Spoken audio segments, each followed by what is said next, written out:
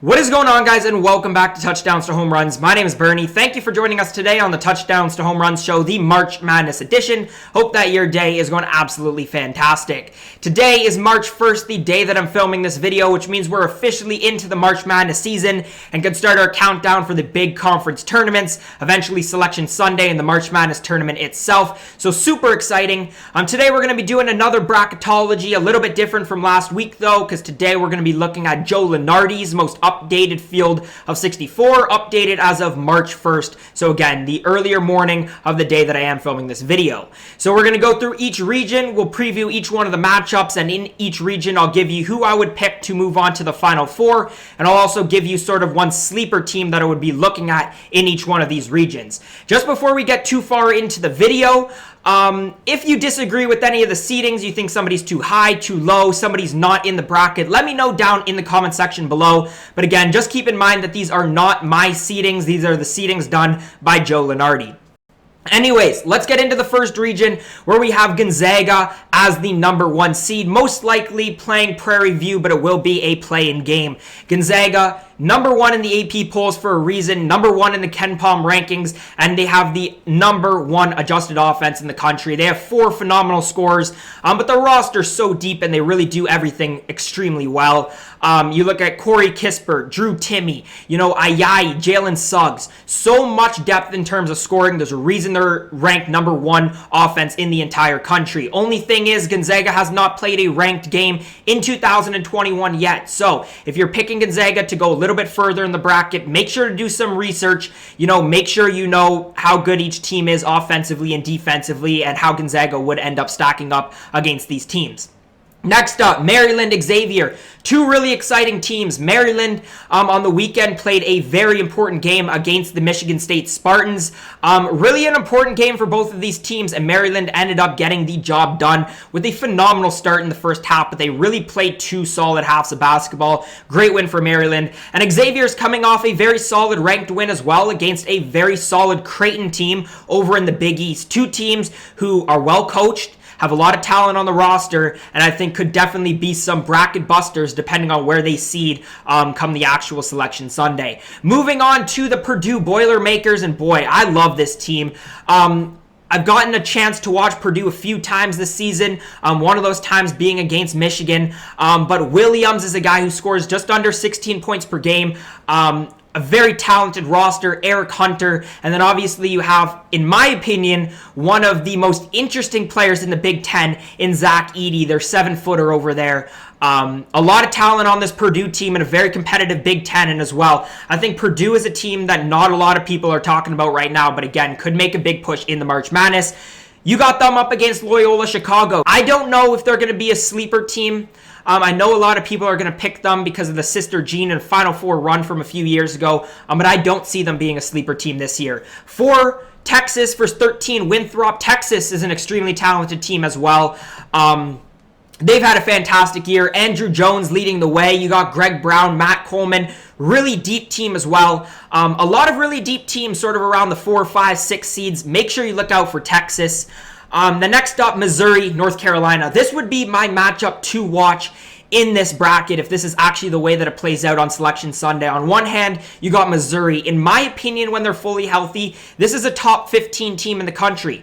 But they're led mostly by Tillman on the roster, who's dealt with some injuries this year. And Missouri, who had a great first half of the season, really struggled sort of in the second half of the season. I think if Missouri stays healthy, come the actual March Madness, I think this is a team who could be a 5-6, but more should be, a 4 or 5, and for that reason could be a bracket buster. 11, North Carolina, very interesting team as well. North Carolina is coming off a big win against a very talented Florida State team that I know a lot of people like.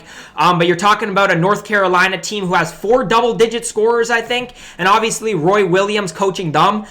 This would be, again, my matchup to watch. These are both very competitive teams. North Carolina had a rough start to the year, but they've been figuring out lately right when they need to, sort of the same way as like a Duke, a Michigan State. So again, I really like this matchup as well. Next up, we have Villanova versus Abilene Christian. Villanova is such an impressive team, and what they do year in and year out, and their ability to be good on both sides of the basketball, offensively and defensively. And, they always have a talented roster in terms of new guys coming in. But Jay Wright at that program does just such a fantastic job every year to prepare his team for these games. And Villanova has had an interesting year because they had a big stretch of time where they didn't play because of the pandemic, which is super unfortunate. But again, Jay Wright shows how well he is able to coach this Villanova team, get them settled down. Even though they had a big loss, I think last week, this Villanova team is extremely talented. 7 Tennessee, 10 Wichita State. Don't know much about these two teams. I do know, though, that Tennessee was supposed to be one of the favorites in the SEC, but they've been sort of jumped by teams like Florida, who's been playing good at the back part of the season, jumped by Missouri, jumped by Alabama, teams who have had just fantastic seasons this year out of the SEC. I do think Tennessee is a solid team, obviously talented, pretty well coached as well. So potentially Tennessee can make some noise, whichever region they end up playing in. And then to round out this region of the bracket, we would have Iowa versus East Washington, I think that is. I got the chance to watch Iowa play last week when they played my Michigan Wolverines, and they surprised me a bit. I knew that Iowa was led by Luka Garza, but particularly in that game, he was locked up by Hunter Dickinson. And I think what I was able to see from that Iowa game, and from them to really be able to keep it close with the Wolverines, is that even though Luka Garza gets the majority of the production, you look at guys like Jordan Bohannon, Joe Wieskamp. These are guys who also add production, are extremely talented, and Iowa can really beat you in a lot of ways. And that's what I really like about the Iowa Hawkeyes, who also are coming off a victory against number 4 Ohio State, who a lot of people had high hopes for to be that number 4, number 1 seed. Let's move on. Actually, I'll give you my predictions first. Almost forgot. I would take Gonzaga coming out of this. I'd be curious to see how Gonzaga matches up in the Final Four, if that is against a team like an Illinois, potentially Baylor if they fall, or an Ohio State type team. But I do think Gonzaga is the best offensive team in the country. I think, as they progress through this bracket and getting up a little more competitive games in comparison to what they've been playing in the West Coast Conference, I think Gonzaga will figure it out, and I think they're extremely talented. As for sleepers in this team, I look at the winner of that 6 Missouri, 11 North Carolina. I've spoken to both of these teams. I think when Missouri is healthy, again, to reiterate, I think they're a top 15 team in the country, and then you flip over 11 North Carolina, extremely well coached, 4 double-digit scorers, so look out for them. Let's move on to the next region. We're going to move down to Illinois as the 1 seed, the 4th best team in the country, in my opinion, playing Texas State. Illinois had a very impressive win against Wisconsin on the weekend, where they almost blew it, but they were without DeSunmu, and I think that shows you how deep Illinois is. I don't know if they're going to actually end up being the 4th number 1 seed. I think it's going to come down to the Big Ten tournament. They also play Michigan on Tuesday, I think, and they got a few more difficult games at the back end of this Big Ten schedule. Next up, BYU versus Colorado. I'm really excited to talk about Colorado because at the back end of this season, Colorado's been playing extremely well. Big win against a ranked USC team, and most recently a big win against this UCLA team, which I think pretty highly of. Look out for Colorado.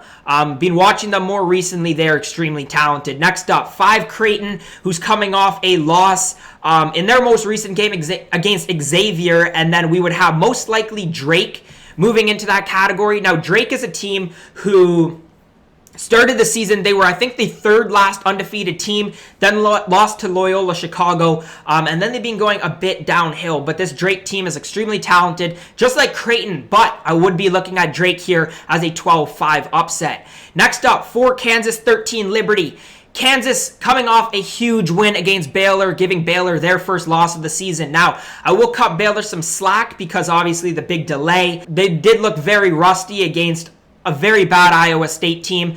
They also looked rusty against Kansas, but it was their 2nd game back. But they had a lot of issues in that game. We'll talk to Baylor when we actually get to their region. But in terms of Kansas, McCormick played fantastic in that game against Baylor. They can beat you in so many ways with Garrett. They got the veteran experience. Obviously, an extremely well-coached team as well.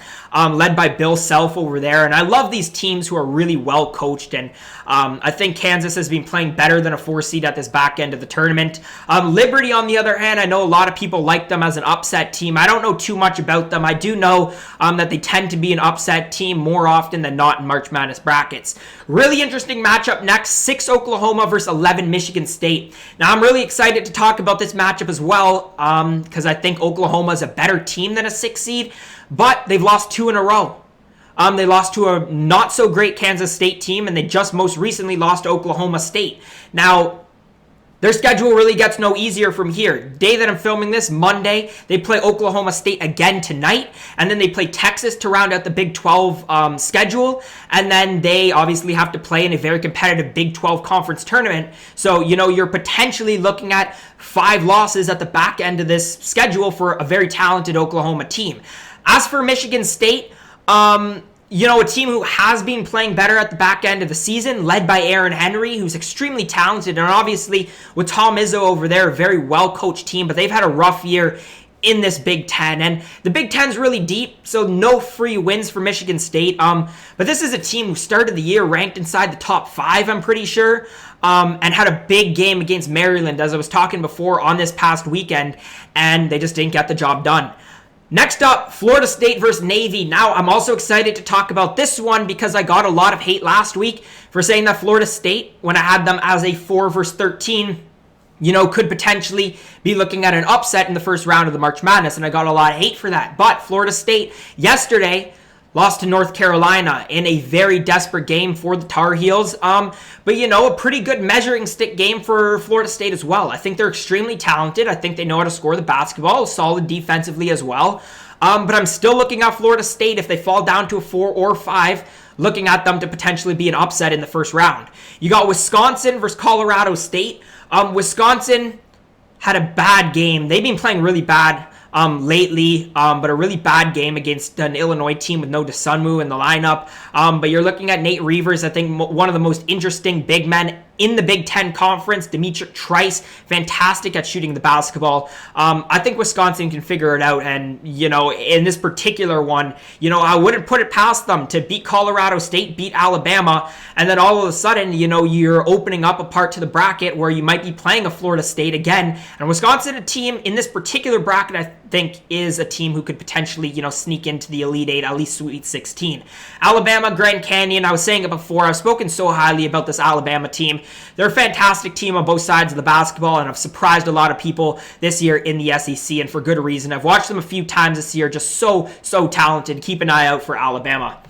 Moving on to the other side, we got the Michigan Wolverines as the number 2 seed in the country after their big wins that they've had against Ohio State, and against Iowa, and against Indiana this weekend. Michigan is just a fantastic team.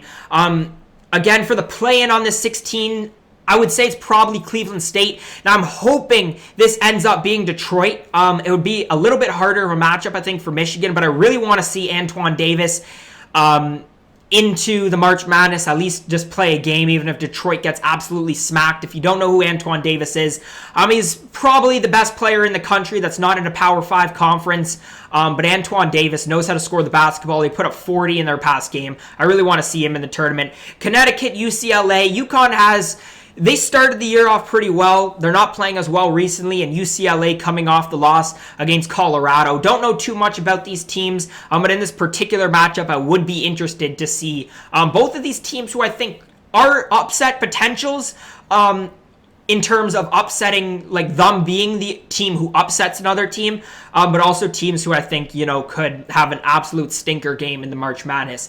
Virginia, Western Kentucky. I did watch Western Kentucky's last game.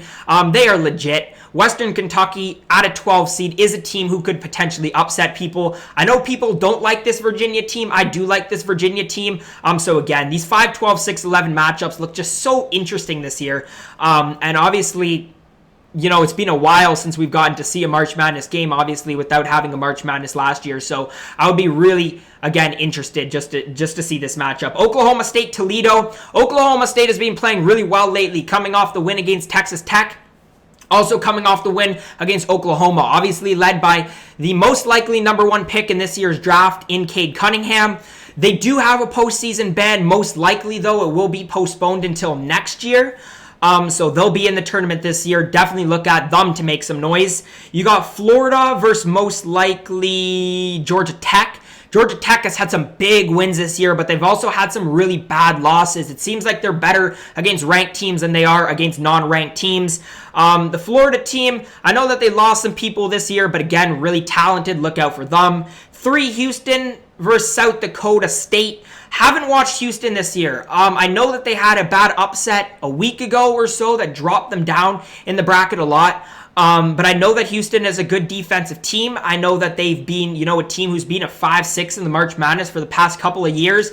So they got the experience as well. Next up, we have 7 Rutgers versus 10 St. Bonaventure. Now, Rutgers have been pretty surprising. They played really well so far in this very competitive Big Ten play, led by Ron Harper Jr., Miles Johnson, Jacob Young. This is a talented team. And again, what I really like about these Big 10 teams is that every single day they're playing other solid teams. Just like I was saying against Michigan State, you have no free wins in the Big Ten. And Rutgers has definitely gotten the job done so far. And then finally, we got West Virginia as the number 2 seed against Siena. West Virginia led by Miles McBride, Derek Culver, extremely talented team. I think as a number 2 seed, not enough people are talking about this West Virginia team.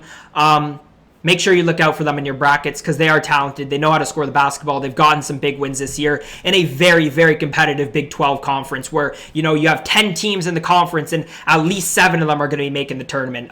Look out for these Big 12 teams for sure. I would be taking Michigan out of this. And then as for upset teams, as I was saying before, look for Oklahoma State. I don't know if you could call them an upset team as a number 4 seed.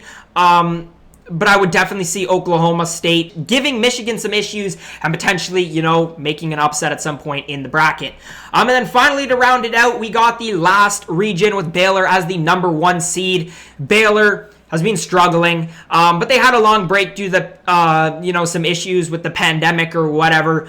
But they did not play well against Kansas. They did not play well against Iowa State. Their best player, leading scorer, Jared Butler in the Kansas game, had like 5 points with 5 minutes left. I don't know how well he actually finished, but all of those points were on rebounds off of missed free throws. But, when you look at like Mitchell over there, Maceo Teague, this is a talented team. And don't let the way that they've been playing recently, sort of cloud your vision on how solid this Baylor team actually is. Ranked 3 in the Ken Palm rankings. 8 Louisville, 9 San Diego State. Louisville is coming off a big win against Duke, who's been playing a lot better in the back end of their season. And you got San Diego State, although they lost Malachi Flynn, they figured it out this year. They're a really well-coached team. Look at them to make some noise if they are a 9 or an 8 seed. Next up, Texas Tech. Texas Tech lost to Oklahoma State, but they're a great team on both sides of the basketball. Next up, we have number 4, Clemson against UNCG. Clemson is a team that I really liked as sort of a sleeper team coming into the year, but they've actually played better than at least I expected with a 15-5 record in the ACC, led by one of, in my opinion, the best forwards in the country in Amar Sims. They're a deep team. They're pretty good defensively. That's what I would say is their strength. Look out for Clemson. For sure. 6 Virginia Tech versus 11 Oregon. Oregon has had some tough games. That's a really underrated conference in my opinion with Colorado, with UCLA. Some of those teams that a lot of people aren't talking about, but, are lower seeds in this March Madness. And even though it's not up to Big 10, Big 12 sort of status, they do play quite a few good teams with USC in there as well. 3 Arkansas, 14 Belmont. I like Belmont as a sleeper team, but I saw this Arkansas team play against LSU this past weekend, led by Moses Moody. You got Justin Smith in there as well, Jalen Tate. This team is legit, and that's a very solid LSU team as well that they played absolutely fantastic against in the second half. Arkansas isn't a team that you would normally think of as being, one of the top basketball schools. But make sure that you're doing your research if you are picking an Arkansas upset, because I think Arkansas could surprise a lot of people in this March Madness. 7 USC, 10 LSU. Haven't really watched a lot of the Pac-12 in general with USC, but I know for LSU that they are a very talented team. In the game that I watched them against Arkansas, and sort of from what the announcers were saying, they're a little bit streaky. They can score in chunks, but they also allow teams to get back into games when they really don't shoot the basketball very well. And then you got number 2 Ohio State versus number 15 UMBC. Obviously the team who upset Virginia a few years ago, but this Ohio State team is legit. I'm a Michigan fan, so I want all the reasons to hate Ohio State, but they are a very talented team. Now they are coming off a loss to Michigan State and a loss to Iowa this past weekend. So potential upset somewhere in your bracket, I think could definitely happen, but also a team who could end up pushing towards a number 1 seed. Out of this bracket, I would probably take Baylor. It's hard to pick against them. I feel like I picked all the number 1 seeds though, but Baylor would be the favorite in this bracket. But then, you look down here, do you pick Ohio State to come out of this bracket? Can Arkansas beat one of these teams? Absolutely. I would say my sleeper to get out of this bracket is Arkansas. My sleeper favorite to get out of the bracket is Arkansas. Overall sleeper, give me like a Louisville, a well-coached team who's talented. But I think that this one would be really interesting. Even LSU at a 10 seed could do some damage if they end up shooting the basketball, getting a little consistent, get hot in the game. But anyways, guys, if you did enjoy today's video, that is going to be all for today. If you guys did enjoy today's content, make sure to leave a thumbs up, subscribe to Touchdowns to Home Runs for more content just like this. As always, guys, thank you so much for watching, and I hope to see you again next time.